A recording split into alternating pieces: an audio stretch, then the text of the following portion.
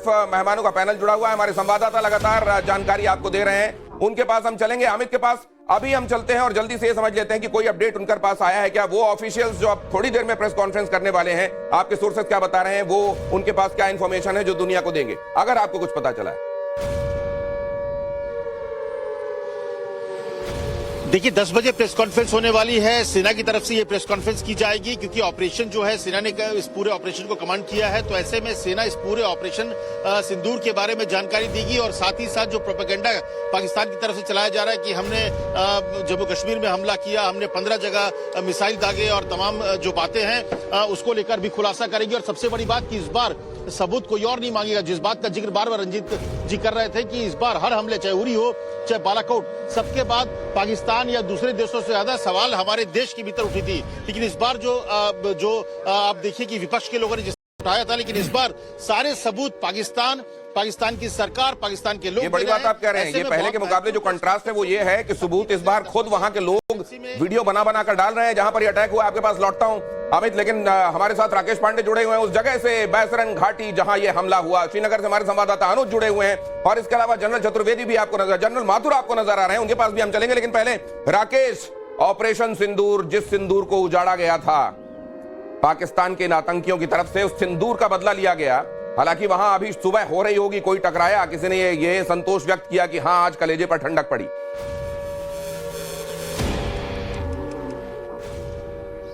अब बिल्कुल अभी सुबह हुई है दिनेश जी, और जाहिर सी बात है कि अब जब बाहर निकलेंगे सड़कों पर लोग, जब बाहर निकलेंगे तो उनसे बातचीत होगी। लेकिन हाँ, लोग इस बात को लेकर जरूर ये बार बार पहलगाम, इसके आसपास के जितने इलाके हैं, अनंतनाग है, इन सभी जगहों पर लोग ये कह तो जरूर रहे थे कि ये भीषण हमला रहा और किसने हमला किया उसको इसका मुंहतोड़ जवाब मिलना चाहिए, इसका किताब किया जाना चाहिए। ये इस बार बदले हुए कश्मीर में ये आवाज भी उठी है। आप कानपुर का जिक्र कर रहे थे, देखिए सुबह हुई और मैं बार बार सुबह से इस बात को कह रहा हूं कि जब ये दिन का उजाला हुआ तो सबसे ज्यादा सुकून लिया होगा कानपुर में शुभम द्विवेदी की जो पत्नी है, उनकी पत्नी ने, उनके पिता का रिएक्शन आ गया।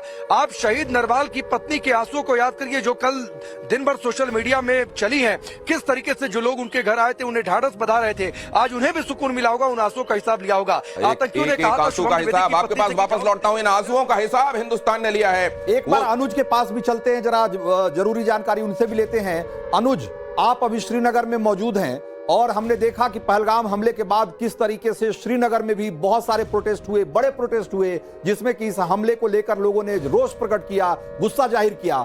अब जब हमने इसका बदला ले लिया है, ऑपरेशन सिंदूर के तहत हमने पाकिस्तान में घुसकर आतंकी ठिकानों को ध्वस्त कर दिया है, वहां जो लोग सुबह सुबह आपको मिल रहे हैं वो क्या प्रतिक्रिया दे रहे हैं?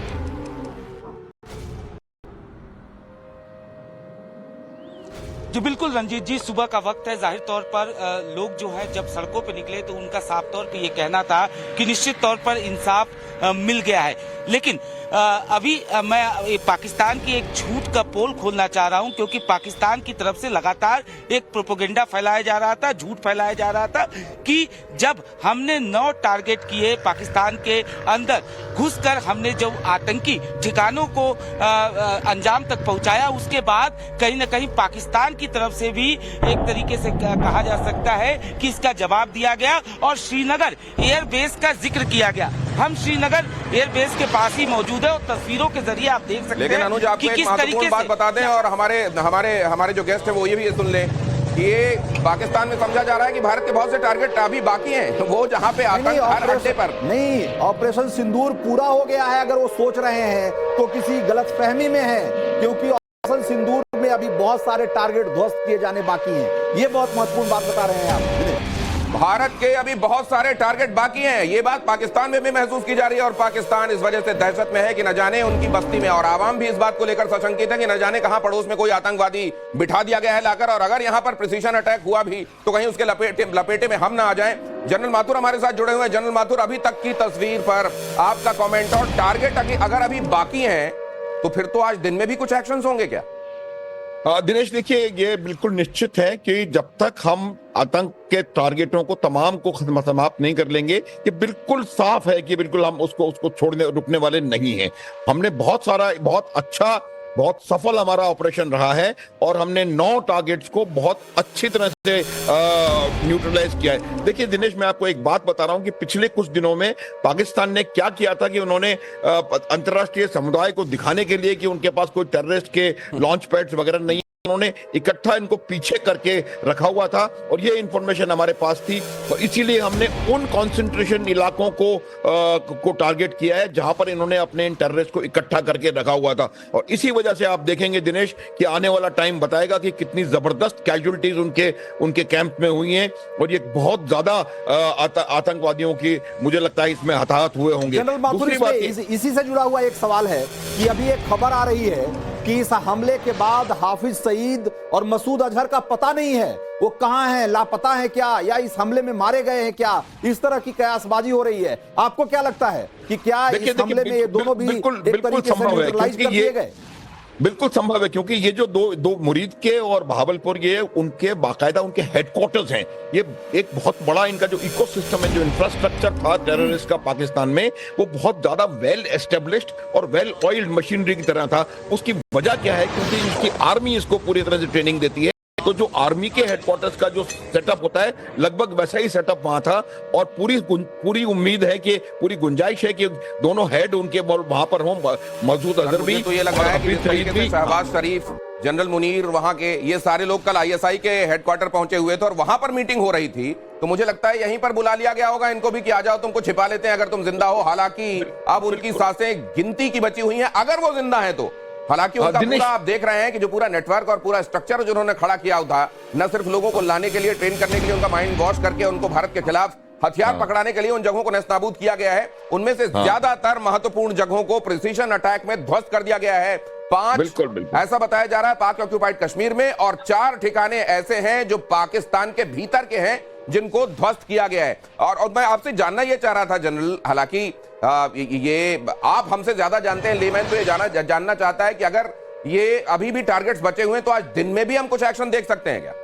बिल्कुल संभावना है। देखिए प्रयास अब इस पे एक चीज पे बहुत निर्भर करेगा कि पाकिस्तान किस तरह से इस पे रिटेलिएट करता है। आपने बताया कि अमेरिका का जो एनएसए है, उन्होंने तुरंत पाकिस्तान के एनएसए से बात करी और पाकिस्तान का जो एनएसए है वो न केवल एनएसए है बल्कि आईएसआई का चीफ भी है। आईएसआई असीम मलिक को ही बना दिया है उन्होंने एनएसए। तो उनसे जब बात की गई तो उनको साफ बताया गया है कि please don't dare to attack India. तो ये बिल्कुल साफ है, क्योंकि हमने उनको पूरी अंतर्राष्ट्रीय। अच्छा, दूसरी बात दिनेश, मैं आपको एक बात बताना चाहता हूं कि क्यों इतना समय लगा। वो इसलिए लगा कि हमने किसी भी प्रकार के पाकिस्तान के रिटेलिएशन को किसी भी तरीके से, चाहे वो जल हो, थल हो, नभ हो, उस तरीके से उनको सबको एक कंसीडर किया, उसका अप्रिसिएशन किया और उससे अपने आप को सेफगार्ड करके अपने सारे एलिमेंट्स को सही जगह पर डिप्लॉय करके रखा हुआ था और तब कहीं जाकर के हमने हमला किया। एक और सवाल लोगों के मन में आ रहा है, प्रधानमंत्री बड़ा मिलिट्री कैंट भी बहावलपुर में है।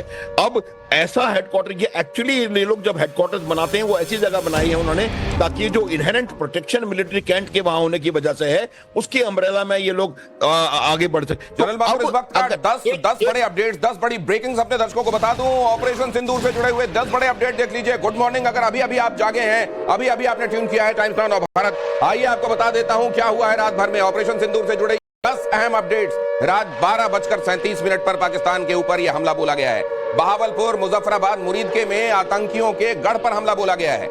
मुजफ्फराबाद में लश्कर हेडक्वार्टर को तबाह कर दिया गया है। बहावलपुर में मसूद अजहर के अड्डे ध्वस्त हो गए हैं। कोटली में जमात-उद-दावा का अड्डा है, उसको तबाह कर दिया गया है। गुलपुर में पाकिस्तान के टेरर कैंप तबाह हो गए हैं। ऑपरेशन 100% कामयाब रहा है और फाइटर जेट्स हमारे वापस लौट आए हैं। पाकिस्तान के और भी आतंकी ठिकानों की पहचान की जा रही है। आतंकी ठिकानों पर और स्ट्राइक हो सकती है। सुबह 10 बजे भारतीय सेना एक प्रेस कॉन्फ्रेंस करने वाली है जिसमें ऑफिशियल डिटेल दुनिया के साथ और देश के साथ साझा किए जाएंगे। इस वक्त ये 10 बड़े अपडेट। और एक और बड़ा अपडेट मैं बता दूं इसमें दिनेश की, ये कहा जा रहा है कि ऑपरेशन सिंदूर का फर्स्ट फेज कंप्लीट हुआ है। गौर करिए इस बात पे, फर्स्ट फेज कंप्लीट हुआ है, यानी कि ये पहला चैप्टर है। अभी बहुत सारे अध्याय बाकी हैं, बहुत सारे आतंकी ठिकाने अभी भी ध्वस्त किए जाने हैं। ये एक संकेत है। और इस बीच ये भी खबर आ रही है डिफेंस मिनिस्टर राजनाथ सिंह ने तीनों सेनाओं के प्रमुखों से बात की है और इस पूरे ऑपरेशन के बारे में उन्होंने अपडेट लिया है। ये दोनों ब्रेकिंग भी जुड़वाइए प्लीज। बिल्कुल। कि और ये रक्षा मंत्री बहुत- ने तीनों प्रमुखों से मुलाकात की है और इस मुलाकात के बाद 10 बजे ब्रीफिंग होने वाली है और ये भी बताया जा रहा है कि ये ऑपरेशन सिंदूर का पहला फेज है। ये ना समझा जाए कि फुल स्टॉप हो गया, अभी हाई टच में है, अगर कॉमा लगा है।